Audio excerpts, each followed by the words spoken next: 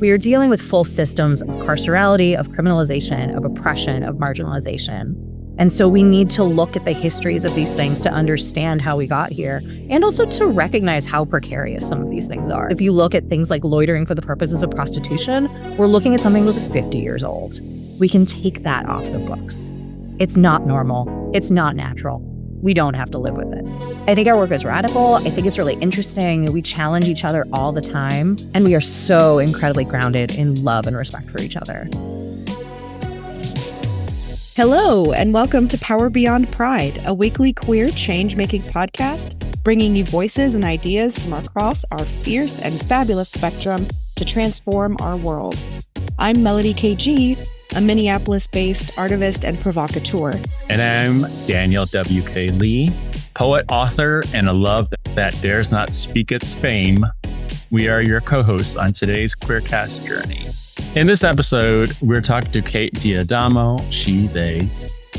Kate is a partner of Reframe Health and Justice, a queer people of color collective working at the intersections of harm reduction, healing justice, and criminal legal reform. Kate draws on a background of community organizing, lived experience, direct service and program development focused on health and wellness of people in the sex trades, including survivors of violence, exploitation, and trafficking. And Kate is also a co-host of Power Beyond Pride. How are you doing today? I can't complain. How are y'all? Good. I'm so glad to have you on the podcast, both as a co-host in this project and in this moment getting to interview you. I'm a big fan of you. Well, I'm a big fan as well, both as podcasts and luckily I also get to work with Melody on the day-to-day. So it's pretty rough. Yeah, Kate and I get to work on a couple projects here and there. One that's been going on for about a year and a half, doing some diversion work in rural Missouri. And it's been really fabulous just to see your working style and getting to know your expertise in all of these really cool areas, including harm reduction, sex workers' rights, direct services, and really systems change thinking. We've been doing some interviews, and the one we've done earlier, I was surprised to learn that, Kate, you are part Asian, and that made me realize that we've been working together, and I don't know much of your story. So tell us about, where'd you grow up and what young Kate was all about? What is she like? Well, yes, I am a mixed race. My family is from Japan on one end and basically Philly on the other. Who am I kidding? Yeah, I'm one of those people that bounced around quite a bit when I was growing up. I was born in Philly, but I'd say my formative years were actually California and New York. I was a little queer weirdo troublemaker growing up. I planned my first protest in the 5th grade. Mm-hmm. And it wasn't even anything interesting or cool. I was really mad about the lack of student involvement in curriculum development. And so I decided to protest about it and dragged a couple friends in who I have no idea if anyone knew what was going on, but I was very upset about it. And that was my first protest. And yeah, I was an angry little queer kid who then made the GSA president to sex worker organizer pipeline, as one does. And yeah, in my early 20s, I moved out to New York and I was a community member and then became a community organizer at the Sex Workers Outreach Project. And then everything else from there is history. I started just getting really excited about advocacy and activism. I was passionate because it was my people. And I was really interested and curious. I think figuring out how change happens is so interesting. And doing it while you're bringing along your community and your chosen family and your people is just magical. And so, yeah, I guess that's the long and short of where I came from. So I have some questions about 5th grade Kate. This is fascinating. So you organized your first protest around lack of student involvement in the curriculum at 5th grade. So A, can you remember what curriculum it was? And B, like, how did the administration like follow up to that sort of zeal? What did you like? Did you learn anything from that experience as like a young organizer? I think the teachers thought it was really entertaining. And nothing happened and nothing changed. You see the protests growing up and you're like, that's a thing. And you don't actually learn about follow up. And you don't learn how to plan them until years later. And you don't learn about things like having a meaningful ask. I have no idea what I was protesting as far as what they were actually teaching. I bet it was around books because I did the same shit in high school, just less protests about school stuff. I protested other things like the Iraq War, like a normal person. Yes. But all through high school, I just one after another, I was like, I'm not going to read that book. I am not interested. And I will write you a better essay. I'll take whatever test you want, but I'm not reading that fucking book. And a big part of it was just growing up in public school systems. Even in California, every single year we were reading John Steinbeck. We were not reading women of color. We were not reading people who were anything outside of that exact description. And so I just got really tired of it really fast and refused to just take in more of that, more of just like white, straight male perspectives. And so I am absolutely certain that it was probably book related when I was a kid. And yeah, it didn't do anything back then, but it formed a really good little memory about the fact that it was possible and the fact that I knew even just being there and taking up space and saying it out loud was something. And I didn't know what it was. And I wouldn't have known back then. But I think it made me feel like I was part of a dialogue that I wanted to be part of, and figuring out what to do with that comes next. But just saying I'm upset about this and I think it should be different was what I got out of that. Was fifth grade, Kate also did she already have queer self-awareness? Like you were saying, I was a fifth grade queer kid and did it. Is that like more revisionist history, or in fifth grade, do you have that? Like, I'm attracted to not just what society expects me to be attracted to. Well, luckily, I'm a millennial, and so I got to grow up with the term bi-curious. And that was the safe space for everyone to be in. Mm. And so, yeah, I think I absolutely knew that there was something that didn't fit. And I don't think I had language for what it was. And now looking back, I realize we had like Ellen. And looking back, I absolutely, dear God, my baby femme heart, I remember being obsessed with Genesis from The Real World, the first like femme lesbian on TV who was unapologetically femme and was absolutely, that feeling of I don't know if I love you or I want to be you. But I specifically remember Genesis from Real World Boston. Oh, who also has an unfortunate alum from that season. But yeah, I knew that something was up. Looking back, I think the part that I'm now seeing like in the rearview mirror that I didn't understand back then was much more about gender than sexuality. You have the language of a lesbian. You see Tori from Saved by the Bell and something's up. You watch Foxfire and you lose your goddamn mind. But the thing that I look back on now and I realize was going on that I don't think I had language for a really long time was non-binary gender. Yeah, as a fellow millennial, I super feel that. Super also leaned into the bi-curious identity as a shield or as the only sort of language that existed that was remotely inclusive at the time. I'm wondering, like, what role your upbringing, your parents, your family contributed to this sort of like radical young femme who's taking on the public school system, one white man written book at a time. Was that because of other media you were exposed to, or what role did sort of your family have in that? Oh, I love that question. I think first and foremost, I lucked out with parents. I know how special that is.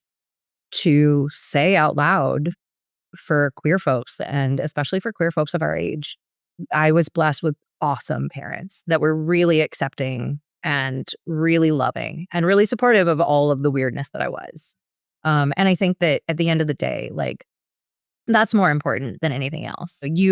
Everyone has to find their political formation. And some people are lucky enough to have parents that really want to do that and know how to communicate that to a kid in a real and a meaningful way. And I think actually at the end of the day, I just had awesome, weird parents who were really cool with all the weirdness that I brought and were really supportive of it and didn't want to tamp that down. I think the other thing was, and maybe this is on my mind because I was literally talking about it last night with a friend of mine. I remember we were living in Philly and then we were living outside right outside DC. And in both spaces, there weren't just Asian families. There were not mixed families in those areas. And there were not that I know. I didn't know another mixed race person like closely that I wasn't related to for a really long time when I was growing up. And I remember really, I don't know if they were open or if they were just the things that are said that you don't notice around kids, which is terrifying. But I remember this one time my mom came home from a PTA meeting and I was like, oh, my mom went to the PTA meeting with the other moms. And you envision that, I think, sometimes about your family, that you're going to fit into this mold, especially when you don't see another family that looks like you anywhere. And I remember my mom coming home and just very distinctly being like, that was weird and we don't fit in here, but we're going to pretend. And this is just what we have to do. And it's not going to feel comfortable. It's always going to feel off, but it's fine. And I think just having a lot of that language, and my parents are super progressive, but I think just having that understanding of there is a world. We do not fit into the world as it is structured. It is uncomfortable and it is weird. And you don't have to pretend when you're with family, chosen or otherwise. That's the space where you don't have to pretend that the outside world is normal. That's incredible. We want to hear more about you and your work, Kate, especially some of the more recent than fifth grade goings on in Kate D'Adamo's life. But we do need to take a short break. Please stay tuned to Power Beyond Pride and our conversation with Kate D'Adamo.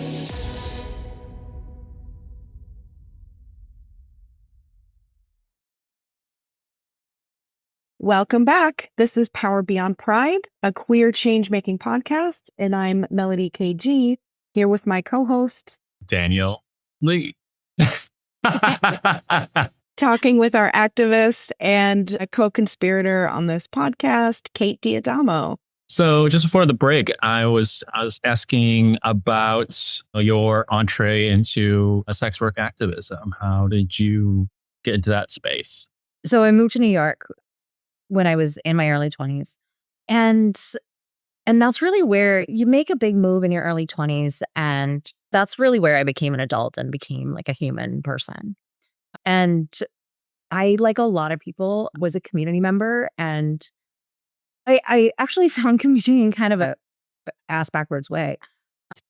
I had a variety of experiences. And I was working part-time doing labor rights work. I was always really fascinated by worker organizing and especially really drawn to thinking about class and class struggles. And so I was doing some really interesting international solidarity work that I loved and really shaped how I think about a lot of social change work, especially in the global South and especially as a country from the global North. Thinking about the way that we insert ourselves was a big part of that work. And one of the projects that I got to work on, I had absolutely the most amazing boss in the world. And I learned just so much from her and still think about her to this day. And she was putting together a meeting at the World Social Forum called What Does Labor Rights Have to Offer Sex Workers? And it was like a 2-day meeting with sex worker organizers from all over the world. And everyone sat together and talked about labor rights and sex work and community organizing. And so I was listening to this meeting, and my job was to like help plan it. She got to go. And then when she came back, I transcribed it. And it was so difficult. I am not a tech person, but dear God, transcription is phenomenal for tech, because it was one of those meetings where it was a room of people. Everyone was from around the world. So everyone had the most beautiful accents with like 2 or 3 microphones sitting on the tables. And so, of course, some people are this loud and some people are this loud. And everyone is cross talking. And it took me a month to to transcribe the full meeting. But what that meant was I spent an entire month listening to sex worker organizers from around the world talking about what was going on, talking about the hardships that they were living through. And some of them I was identifying with, and I had never anticipated that. I had not conceptualized myself as a sex worker. I didn't identify as a sex worker, but I had had experiences that did not have meanings. And some of the things that she was talking, that she, and if it was one person, some of the things that were coming up in that meeting were things that I had identified with, I had experienced, and I had completely shoved down under the rug and never thought about again. And as I was listening to this over a full fucking month, I just had one wave of realization after another. And the most beautiful thing about it is when you get those experiences from that conversation, every single experience ends in community empowerment, in community organizing, in solidarity, in community-based solutions, in people just showing up and caring for each other. And that's how they were fighting everything. And so just at the same moment that I was having just one revelation after another, I was also being offered the most beautiful, thoughtful, grounded way to heal. And so at the end of the month, I went and I talked to my boss and I was like, hey, so just out of pure curiosity that has no grounding in experience whatsoever, if there was like a community organizing group in New York for sex workers, where would I even look for that? And she connected me to SWAP. And I became an organizer. I organized there for years.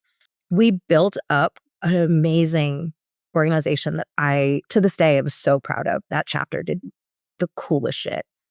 And it created I found my community, I found my people, I found advocacy that I was so deeply passionate about, and a really incredible way to do that. And so that's what got me here. That's awesome to hear. So you got to New York in the aughts, was there? 2006 or 7? I mean, I lived in New York when I became an adult human person too. Well, it was from my late teens to mid 30s. And that's why I often say that I was raised outside Chicagoland, but I grew the fuck up in New York because I became, an adult human person there. And it's so, that experience is so instrumental how I see myself. And by 5 years in Seattle, I was just, I'm just a New Yorker in Seattle. Where in New York did you become a real human person? I mean, I went to NYU, and so it was a nice, like the easiest, most expensive landing I could possibly ask for while getting a high priced education. And honestly, though, like I do know I have a lot of friends who often say I would take it all back, but I don't. It was an easier transition to go from being somewhat of a city rat in Chicago and then coming to Manhattan and just having the sufficient buffers to like figure out myself in the late is 96. So this is a little bit of a tail end of the height of, we'll say the intensity of ACT UP New York. Although it was also the beginnings of the sex wars, this battle right between what might be called conservative elements of gay rights versus the very queer mobilizations and resistance towards kinds of organizing and kinds of thoughts about especially promiscuity and and that kind of thing. Yeah, it's such an interesting. I think after, definitely say Giuliani, after the Giuliani period, or Giuliani changed things. I'll just say that. And when people say that, oh, New York, when I met younger people while I was living in New York, and they're like, oh, New York isn't what I thought it would be. And I would ask, well, when did you come here? They'd be like, 2000 something, whatever. I was like, oh, that's because you weren't here before Giuliani. Giuliani was for, I mean, it depends on who you ask, but like, I think he did make it New York worse. He likes to prop himself up as like kind of America's mayor because of September 11th or whatever. But New York is quite the place to become a human person. New York is such a strange place to become a human person. And I feel like when you're in New York, you're forced into history in a different way. Being able to say, I moved to New York right as ACT UP was closing up. And you mentioned the sex wars, and I was like, oh, I remember the first sex work protest that I organized in New York. It was about Backpage. It was in front of the Village Voice. All of the big anti-sex work players decided to come down, and you just insert yourself. And no matter how old you are, everything just feels so, or at least for me, looking back, it feels higher stakes and higher profile than anything we're prepared for. Intensity is a pressure cooker. Yeah, absolutely. And Kate, I know that Reframe does a lot of work and trainings, especially around the cataloging of the war on sex as parallel, especially to the war on drugs. I'm wondering if you could talk a little bit about that work and about how Reframe Health and Justice got started and where all of this has sort of brought you to today. Yeah, actually, I guess it's like comparative historical work has really it's been a passion project of mine for a long time. When I was doing graduate work, that was actually where I started some of the historical work. And it was just based on this idea that I was looking at sex work. I was looking at the history of sex worker organizing, the history of the use of trafficking, of the use of that language to say if trafficking as we understand it. So trafficking is the exploitation of another person through force, fraud, or coercion. It's a form of violence and exploitation. And my question was, everyone talks about trafficking and labor now. If these two things have actually always been paired together, then movements forward in anti-trafficking work would happen at the same time as movements forward in labor rights work and workers' rights. And anyone who knows trafficking knows that is absolutely not true. They have no relationship to each other. It's not even that they antagonize each other. It's that they literally just don't have relationships to each other.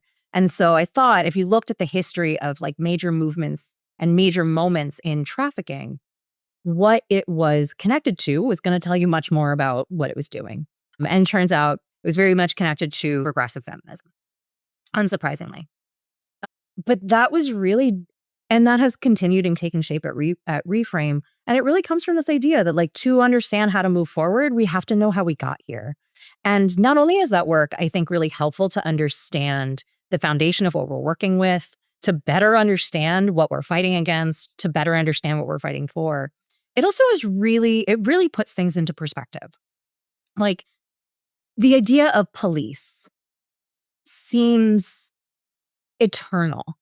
And actually modern policing is like 200 years old at best, and at best used very loosely. And the idea of sex work criminalization, actually not that old. It is incredibly new. It used a zoning issue when people took it, or when people were upset about it. Talking about like the 1800s and where it was just like, we just don't want a brothel on Main Street because of dumb morals, but we don't have a problem with sex work. We don't have a problem with sex workers. So much of white supremacy and colonization is about rewriting history, and rewriting history to think that things that are not normal are actually completely natural to us. like cops, like prisons, like national borders, like the criminalization of sex work. And so the work at Reframe Health and Justice around some of that archival work is really just to say, okay, we are dealing with systems. We are dealing with full systems. We are not dealing with like single misdemeanor laws. We are dealing with full systems of carcerality, of criminalization, of oppression, of marginalization. And so we need to look at the histories of these things to understand how we got here and also to recognize how precarious some of these things are. It is actually not impossible to pull a 200-year law off the books, to pull a 50-year law off the books. Because if you look at things like loitering for the purposes of prostitution, we're looking at something that was 50 years old. We can take that off the books. It's not normal. It's not natural. We don't have to live with it. And so that's where a lot of that work really comes from and is leading towards. And so, yeah, Reframe, we are a collective of queer folks of color that I tell people one of the things I'm most proud of. I love the work that we do. I love the work around just connecting movements, around thinking about really healthy, trauma-informed organizations doing good service in line with their values. And I feel so honored that I get to do work with amazing people who are so values aligned and get to do it with some of my best friends. I think we've done incredible work. And I can say we are a collective that we are 7 years old and we like each other more now than we did when we started. And I think if nothing else, that is something that I am deeply proud of, that I think our work is radical. I think it's really interesting. We challenge each other all the time. And we are so incredibly grounded in love and respect for each other. I'm so grateful to be there. That's really awesome. We have to take a break, but when we get back, we'll get to know some of the maybe idiosyncratic sides of you. We'll be right back.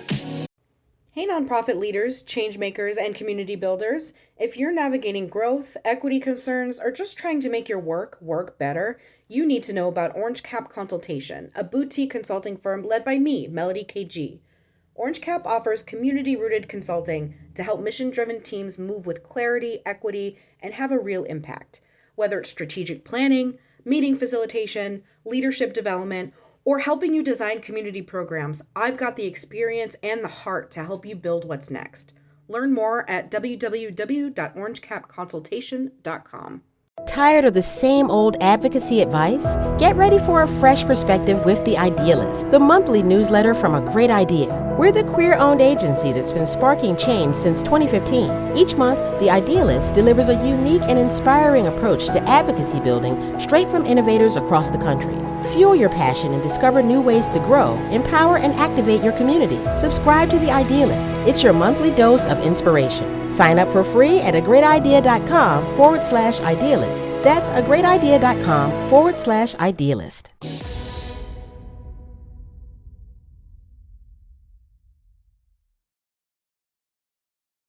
Welcome back to Power Beyond Pride, where we're interviewing our co-host, Kate Diadamo. I'm Daniel, and I'm here with my co-host, Melody.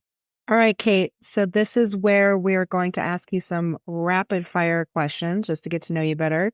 Try to answer without giving it too much thought. Ready? Always. Okay, great. Kisses or hugs? Kisses.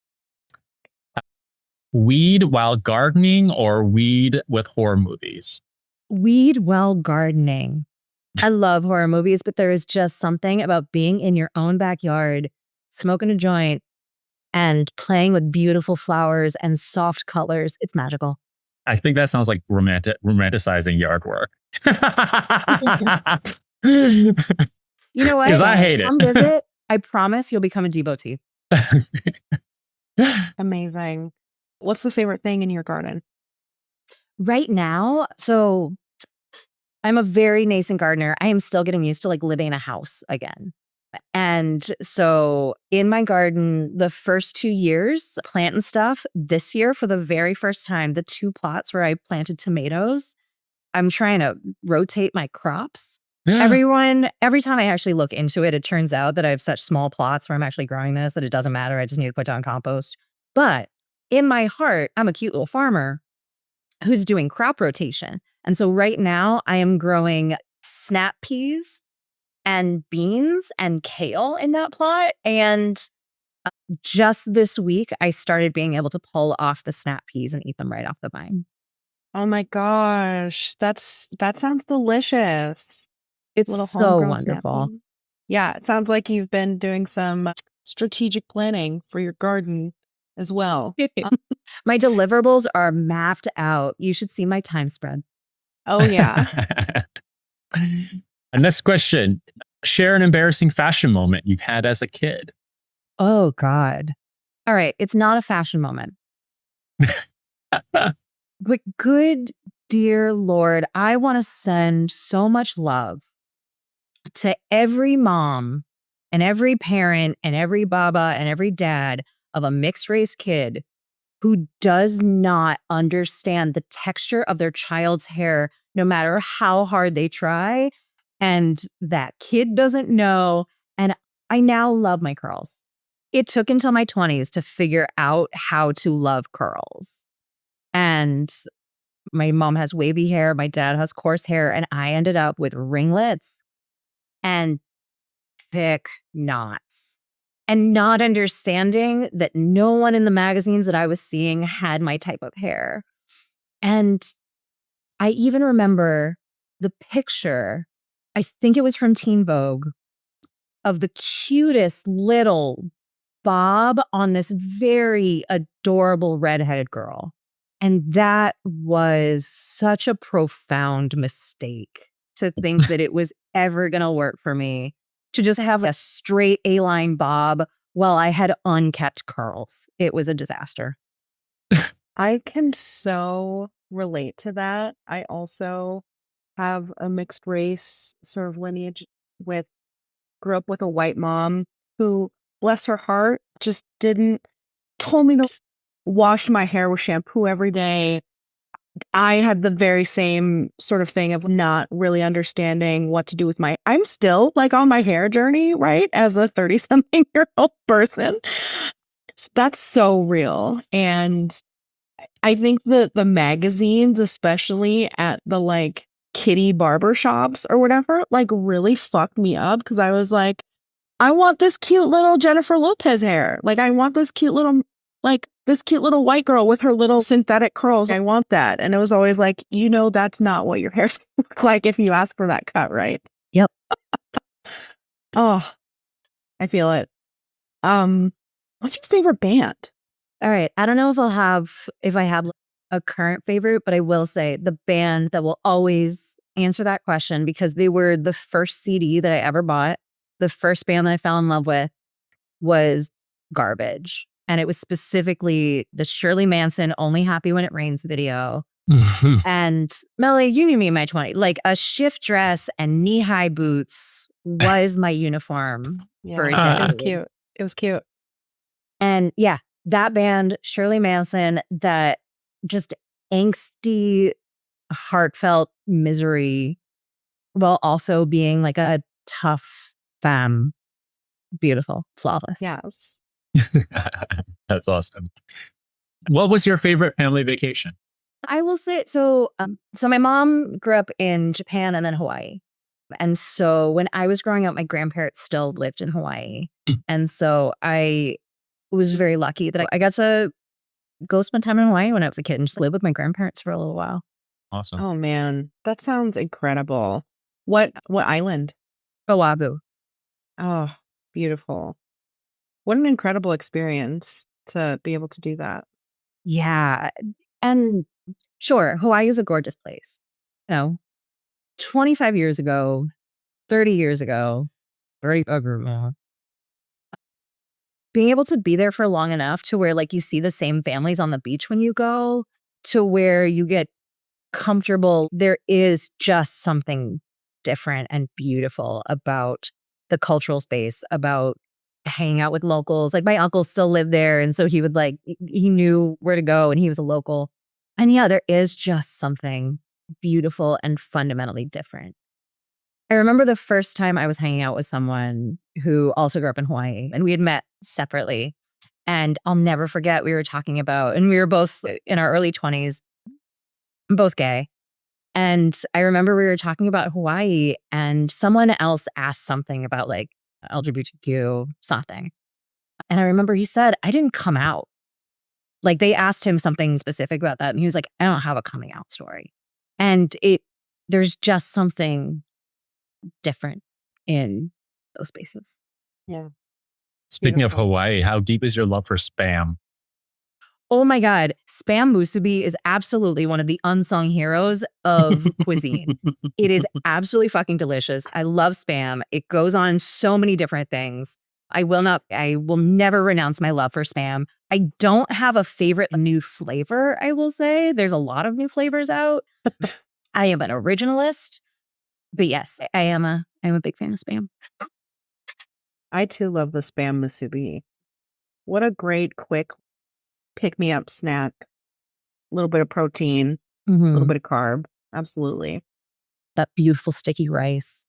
Gorge. Salty joy. How many shots of tequila do you think you could drink in a single setting?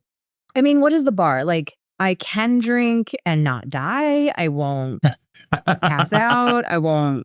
Like, won't pass out. Like, how many until you're like at your limit? Oh, I have had a rule for the last couple years. When I tell everyone we should get shots, take me home. So I think that might be That's the the answer. beginning of the end. Or that's just the end. The moment I call for tequila shots, because it's always tequila shots. The moment I call for tequila shots, that means we should end the night. Yeah. That's smart. That's a smart, safe word for your platonic friends. Yeah. I will say I love tequila. And I'm not one of those people who I had a negative encounter with tequila and now I blame tequila for things. Like you are doing things and tequila just happens to be there. It's not tequila's fault. And so, yeah, I think that might be the right answer to that question is I love tequila. I'm a big fan. I very much enjoy a good night at the bar. I very much enjoy having a good time. And as soon as it gets to tequila shots, take me home. As a quick follow-up to that, do you have a favorite brand of tequila? I don't right now. Right now, I'm actually really into this beautiful bottle of mezcal that I just picked up that is infused with lemongrass. Okay. That sounds smoky delicious. but lemony and grassy to that. It's a perfect summer on the porch. A little bit of lemonade, couple of ice cubes. It's after a day of gardening when you're all hot and sweaty, sit on the porch, drink a little mezcal. Excellent. What is your dream vehicle? Doesn't necessarily have to be a car. Like I want a Vespa hard, but my dream vehicle, that ship, the Dawn Treader. What's that? Oh, it's one of the last Narnia books. Oh, okay.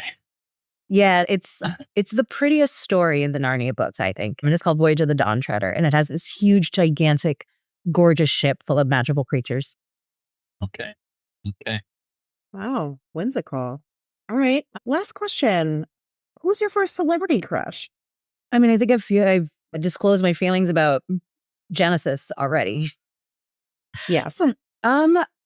The first one that I could like super, super remember being like, I have a crush on a celebrity was probably Leonardo DiCaprio. How very straight femme of you. I know. Don't worry. I'm kind of shocked. I have shocked. looked up with so many lesbians that look just like him. Yes. Oh my gosh.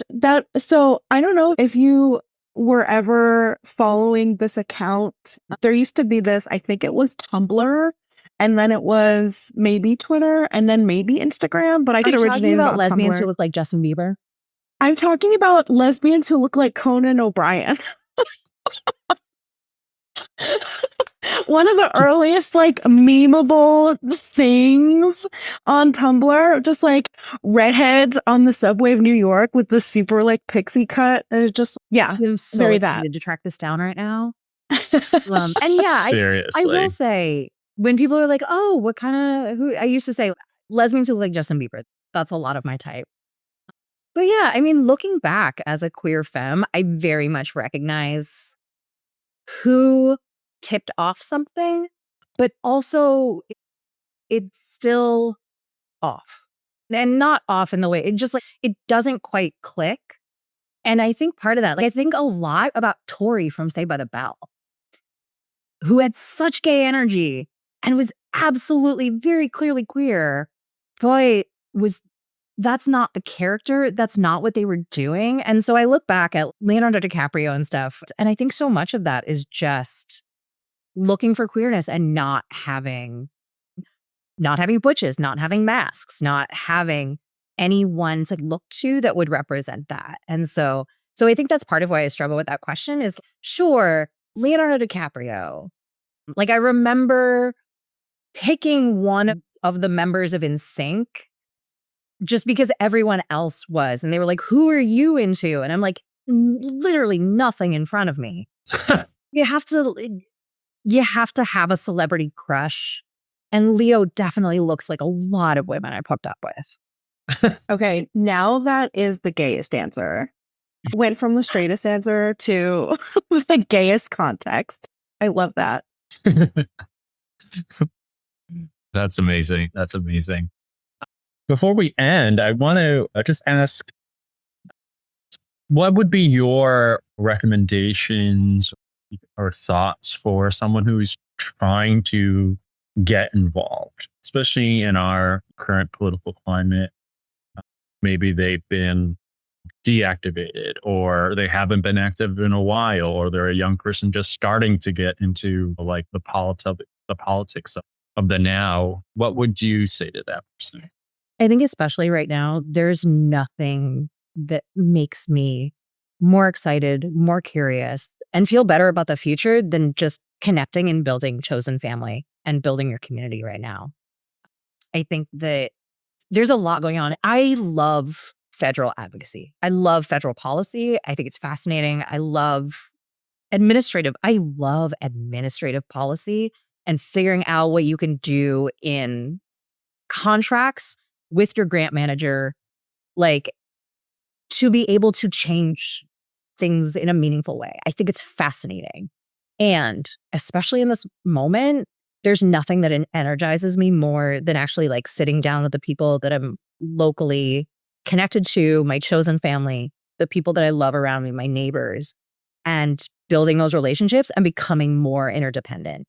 And I think especially, and yes, we go to protests and fight, and I call my senator. And I try to call like once a week, and sometimes just call to be like, I don't like what's going on.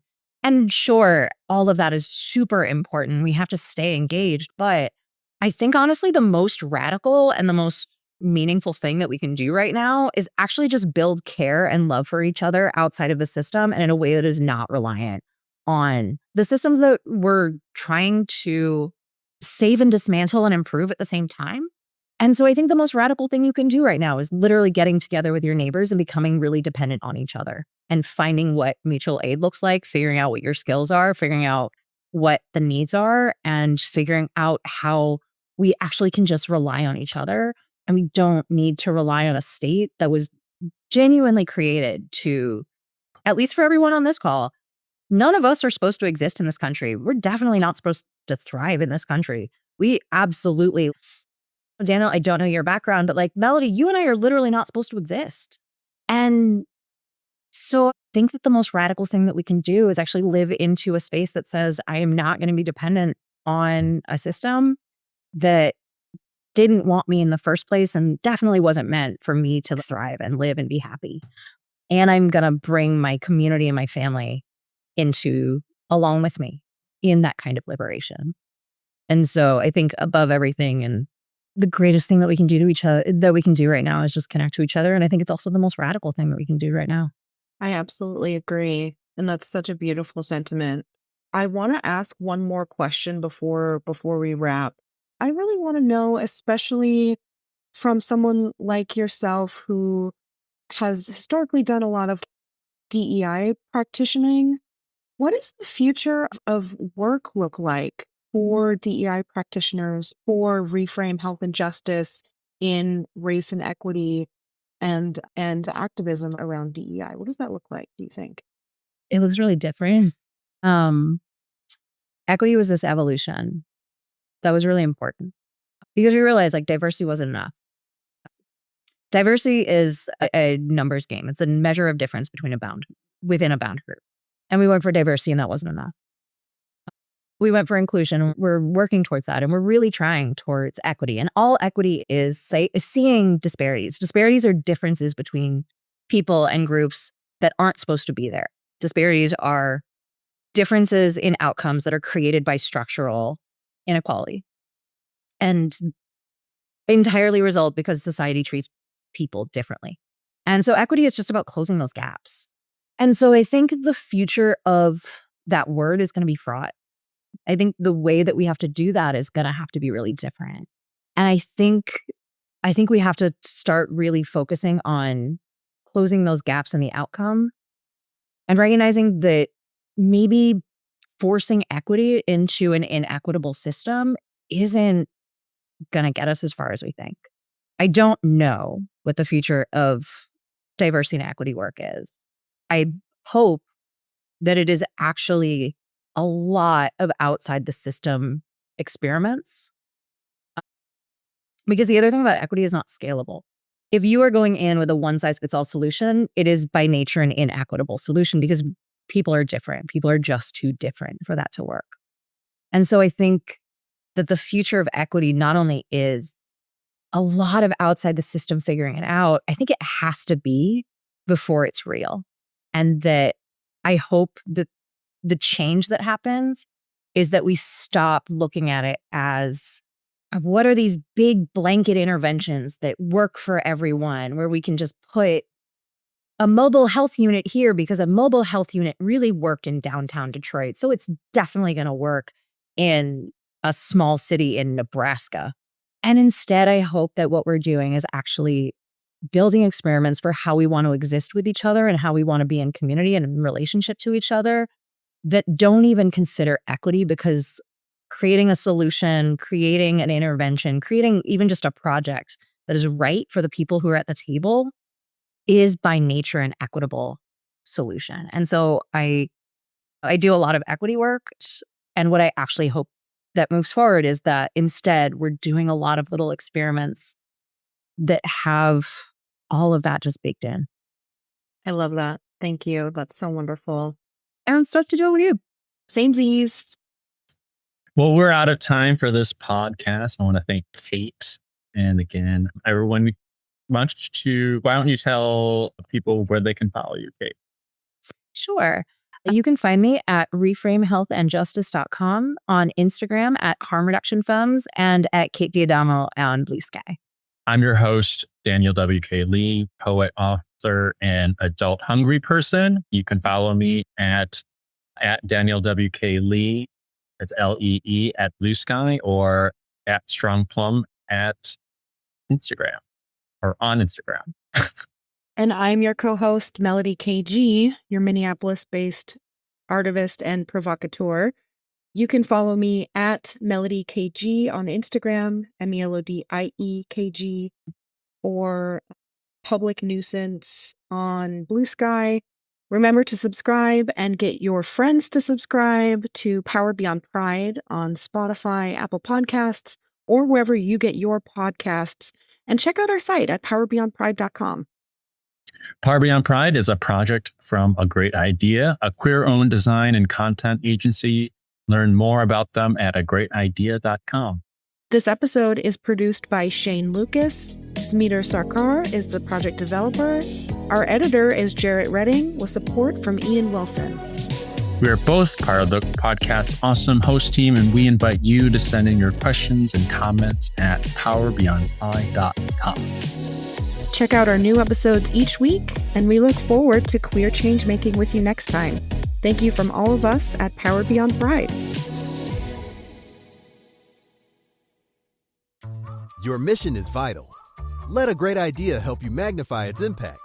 As a queer-owned graphic design and digital development agency serving nonprofits, healthcare, and education nationwide since 2015, we're dedicated to growing, empowering, and activating your advocates. Our award-winning work speaks for itself. We deliver transformative change. Ready to see your impact grow? Book a session and let's get started at agreatidea.com. That's agreatidea.com.